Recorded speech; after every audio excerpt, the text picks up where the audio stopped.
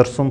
պարտություն կրելով, դրսում նվաստանալով, օրինակ տարբեր աշխարհակահաղական կենտրոններում նրան նվաստացնում, ինքը գալիս է գտնում է մի հատ թույլ օղակ ու սկսում է ինքնահաստատվել։ Եթե հիշում եք 18 թվականին մտնում էր ինչ-որ տեղ, տեսնում էր դրոշը ծուռը ինքնահաստատվում էր մաքսավորների վրա, ինքնահաստատվում է իր թիմակիցների վրա, որովհետև ինքը շատ ավելի ստորացնում է իր թիմակիցներին։ Մենք չգիտենք, չէ՞, այդ ԿՊ վարչության նիստերում ինչ է կատարվում, տարբեր ինֆորմացիաներ են հասնում, թե ինչպեսի կամահարանքով, ինչպես է ստորացնում, ինչպես է նվաստացնում իր թիմակիցներին։ Հետևաբար այդ ոճը նրա մոտ եւ կյանքում հետո մի մոռացեք, որ մարդը երբ որ ունեցել է երիտասարդ մանուկ հասակում հոգեբանական տրավմաներ, իսկ այդպիսի տրավմաներ իր կյանքի ողջ ընթացքում են եղել։ 2007-ին ինքը տրավմա է ստացել իր խմբագրությունում, երբ որ իրան վիշելքից են կախել։ Հետո այդպիսի տրավմա է ստացել, նվաստացել է գաղութում, որտեղ ինքը կալանավայրում է եղել եւ իր պատիժն է կրել։ Չէ, այդպիսի նվաստացումների շարան է եւ ինքը հիմա ինքնահաստատման մոլուցքով ինչպես է խոսում, չէ, տեսեք,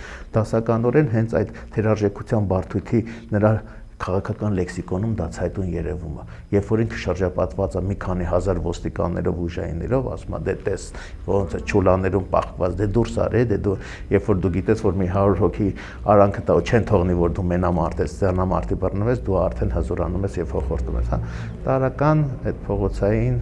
խուլիգանի պահվածք նույնիսկ խորի խուլիգաներ չէ, այդպիսիներին ժամանակին կոչվում են բեսպրիդերշիկներ։